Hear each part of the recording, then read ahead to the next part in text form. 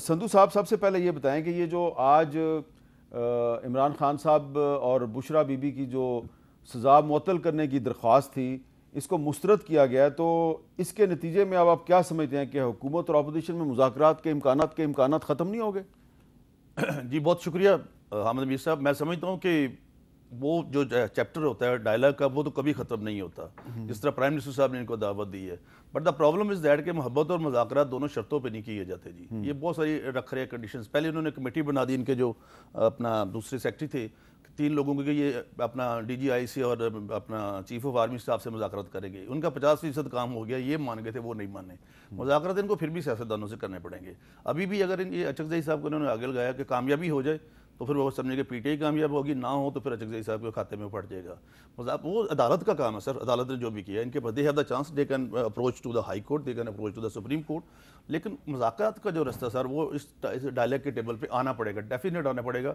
इसके अलावा और कोई हल को नहीं है। अच्छा शुएब शाहीन साहब, एक तरफ महमूद खान अचकज़ई साहब के बारे में हमें ये कहा जा रहा है कि इमरान खान साहब ने उनको मैंडेट दे दिया कि आप जिसके साथ मर्जी मुज़ाकरात करें।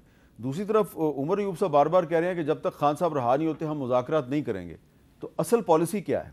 देखें, जहाँ तक ताल्लुक़ है कल वाली गुफ्तगू का, जब शहबाज शरीफ साहब चल के जाते हैं, वो कहते हैं कि जी आएँ जी मुज़ाकरात करें, और अगर इमरान खान साहब को कोई मुश्किलात हैं तो हम उनके बैठ के बात कर सकते हैं। जब वो गए और उन्होंने वो बात की, तो उसके जवाब में उन्होंने कहा, जहाँ तक महमूद अचकज़ई साहब की बात है, ज़ाहिर है वो तहरीक तहफ़्फ़ुज़ आईन पाकिस्तान जो हमारी 6 रुकनी जमाती इत्तेहाद है और उसके वो सरबराह हैं। इमरान खान साहब से डायरेक्ट मेरी मौजूदगी में मीडिया ने सवाल किया। उन्होंने कहा जी अगर कोई प्रपोज़ल आएगी, आप कहते हैं मुस्लिम लीग नून से हम क्या बात करेंगे, कोई मौसम के ऊपर बात करेंगे? भाई सिंपल सी बात है, हमारा मैंडेट उन्होंने चुराया है, उन्होंने डाका डाला है हमारे मैंडेट के ऊपर, आवाम के वोट के ऊपर चोरी की है। तो उनसे बात उस वक्त होगी जब वो मैंडेट वापस करेंगे, मगर जब कोई प्रपोज़ल आएगी हम उस वक्त गुफ्तगू करेंगे या सोचेंगे कि क्या बात है। अगर उन्हें कोई प्रपोज़ल देनी होती या ये संजीदा होते, क्योंकि ये मुज़ाकरात में संजीदा नहीं है, ये हो भी नहीं सकते हैं, क्योंकि मुज़ाकरात होने का मतलब ये है कि ये अपनी सीटें छोड़ेंगे। मुज़ाकरात की पहली शर्त ये है कि आप हमारा मैंडेट वापस करें या कोई जुडिशल कमिशन बनाएं। फिगर जो है उमर अयूब साहब ने दिया कि हमें 180 सीटें वापस करें, तो ज़ाहिर बनता है। तो 180 हमारे पास सीटें हैं, मैं आपके सामने जीत के बैठा हुआ हूँ 1,05,000 वोट लेके। इस्लामाबाद की तारीख में सबसे ज़्यादा वोट मुझे मिले हैं।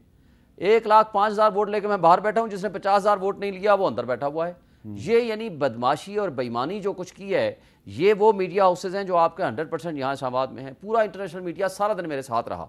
इनको कहें किसी एक यूनियन काउंसिल का रिजल्ट ले आएँ जिसमें कहें फॉर्म 45 के मुताबिक ये जीते हुए हैं, मैं अपनी सीट छोड़ दूंगा। लेकिन बात यह है कि इन लोगों को पता है कि जिस दिन ये कोई हल्के खुलते हैं, जिस दिन कोई जुडिशल कमीशन बनता है या जिस दिन कुछ संजीदा मुज़ाकरात की बात होगी, तो आपको अवाम का हक तो वापस करना पड़ेगा, क्योंकि अवाम का हक हुक्मरानी है। ये तो नहीं हो सकता कि आप ज़बरदस्ती एस्टैब्लिशमेंट के ज़ोर पे रिटर्निंग करप्ट ब्यूरोक्रेसी को, रिटर्निंग ऑफिसर को इस्तेमाल करके, इलेक्शन कमीशन को इस्तेमाल करके आप ऊपर से आकर के ज़बरदस्ती बैठ जाएं और ये साबित करें कि जनाब अब आप जाओ, अब आएँ जी, हमारी शर्त पे मुज़ाकरात हो गए। किस बात की आपके साथ? इसका मतलब है कि जब तक आपकी 180 सीटें वापस नहीं आती उस वक्त तक इमरान खान साहब रहा नहीं होंगे?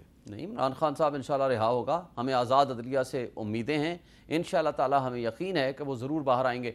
बाकी ये कठपुतली हैं, इनकी हैसियत ही कोई नहीं। बताएं हसन इकबाल क्या कहता है जी, 5 साल तक वो जेल में रहेंगे। वो तुम चीफ मार्शल एडमिनिस्ट्रेटर हो या चीफ जस्टिस ऑफ पाकिस्तान हो, तुम्हारी क्या हैसियत है? राना सनाउल्लाह कहता है इधर उधर से कोई केस पकड़ेंगे हम डाल देंगे।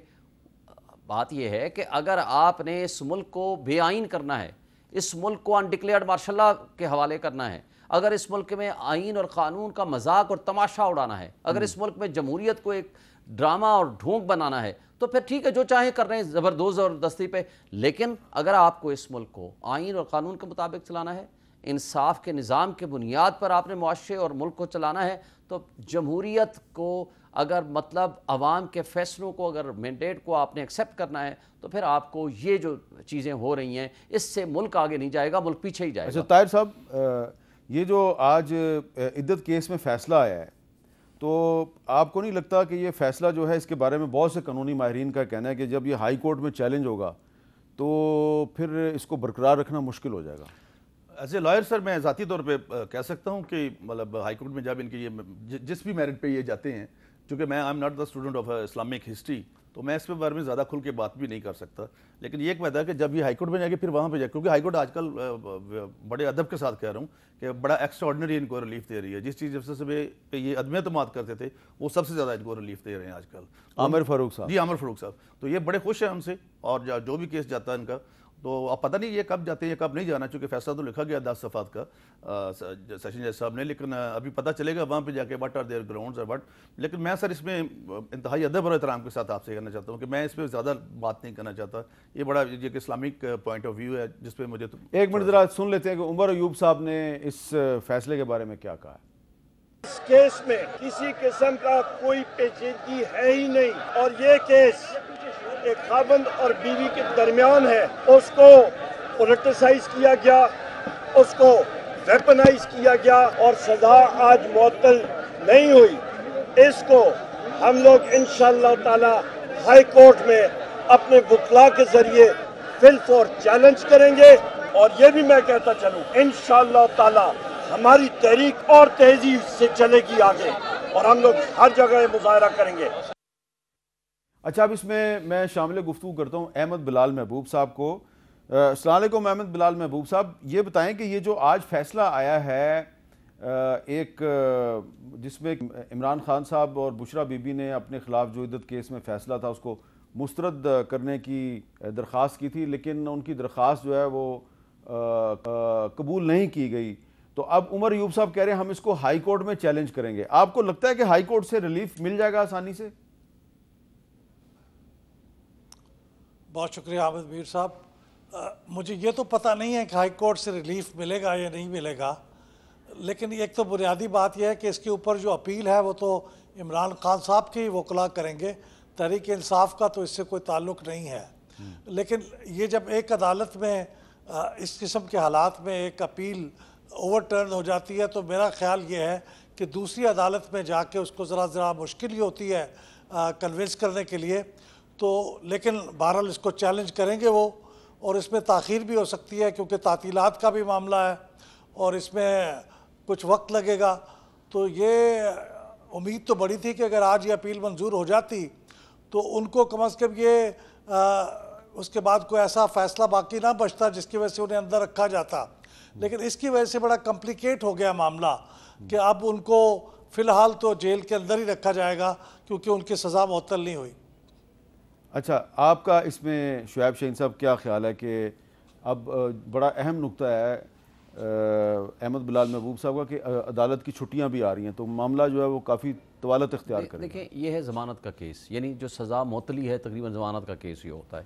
اب اس کے بعد تو فوری طور پر یہ لگ جائے گا, جس دن جمع ہوگا اگلے دن لگ جائے گا. اب اس کو عام طور پر چھٹیوں میں بھی جو ضمانت کے معاملات ہیں وہ چلتے ہیں. دوسرا 8 جولائی کو فائنل ہیئرنگ بھی اس کی لگی ہوئی ہے اس اپیل کی.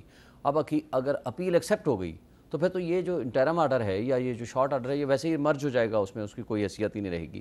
ہمیں امید ہے کہ انشاءاللہ یہ کیس زیادہ عرصے کے لیے چل نہیں پائے گا اس کی, کیونکہ میں معذرت کے ساتھ افسوس سے مجھے کہنا پڑتا ہے کہ ہمارا مخالف اتنا چھوٹا ہے, اتنا مین قسم کی حرکتیں کر رہا ہے کہ میاں بی بی کے ایک پاک شرعی رشتے کے اندر رکھنا ڈال کے اس طرح کے مقدمے بنا رہا ہے. بھائی آپ نے اگر 203 مقدمات ہمارے خلاف بنا ہی دیے ہیں تو 204 بنا لیتے اگر آپ نے جعلی مقدمے ہی بھگتنا. یہ سزا جس قانون کے تحت دی گئی ہے جو سیکشن ہے وہ کیا ہے؟ وہ یہ کہتا ہے کہ میاں یا بی بی کوئی کسی کو دھوکہ دے, وہ ایکچولی میاں نہ ہو, کہے جی میں اس کا میاں ہوں, یا بیوی ہے جو اس کی بیوی ہو نہ لیکن وہ اس کو دھوکہ دے کہے جی میں یا تو بیوی خاوند کے خلاف کرے گی یا خاوند بیوی کے خلاف, یہ بات ہوتی ہے. اب دونوں نے کس کو دھوکہ دیا ہے مجھے یہ بتا دیں, دھوکہ کس کو دیا ہے؟ ایک دوسرے کو. یہ ہے پرچہ, یہ ایک دوسرے کو دھوکہ دیا ہے. اور خاور ملیکہ جو 6 سال تعریفیں کرتا رہا اور گھر بیٹھا رہا, جب اس کو پہلے کڈنیپ کیا اس کے بعد اس کو پرچے ڈالے اور مشکوک انداز میں اس کی ضمانت کرائے گی, اگلے دن آتا ہے آ کر کے مقدمہ کرتا ہے. بات یہ ہے کہ اس طریقے سے اس طرح کی حرکتیں کر کے ہم پہلے ہی پاکستان کو بدنام کر چکے ہیں. اس طرح کی حرکتیں کر کے پاکستان کا امیج خراب نہ کریں. سندھو صاحب, یہ اس طرح کے جو پرچے درج ہو رہے ہیں اور مقدمات ہیں اور اس میں جج سزائیں بھی سنا رہے ہیں, آپ کو نہیں لگتا کہ ہم ایک رجحان جو ہے اس کو فروغ دے رہے ہیں کہ پہلے تو اگر عوام دیکھیں گے کہ یہ سیاستدان ایک دوسرے کے خلاف اس طرح کے پرچے درج کراتے ہیں, کل کو لوگ خود بھی ایک دوسرے کے خلاف اس طرح کے پرچے درج کروائیں گے اور مذہبی بنیادوں پر بھی اس طرح کے پرچے درج کروائے جاتے ہیں؟ جی حامد میر صاحب، یہ بڑا ڈیفینیٹلی یہ بڑا خطرناک رجحان ہے اور یہ بڑھے گا جس طرح آپ نے فرمایا، یہ بلکہ ورسٹ ہو جائے گا زیادہ سے زیادہ، چونکہ آج کل ہم جو بھی دیکھ رہے ہیں، اس کے علاوہ اور جو بہت سارے لوگ ہیں جن کے جیسے لوگوں کو زندہ جلایا جا رہا ہے، مارا جا رہا ہے، یہ کرے، یہ بہت زیادہ ہم ورسٹ ہو رہے ہیں اس حوالے سے۔ اس میں سوسائٹی جو ہوتی ہے وہ کثافت زیادہ پھر ہو جاتی ہے، ماحول پورے کا پورا گدلا ہو جاتا ہے۔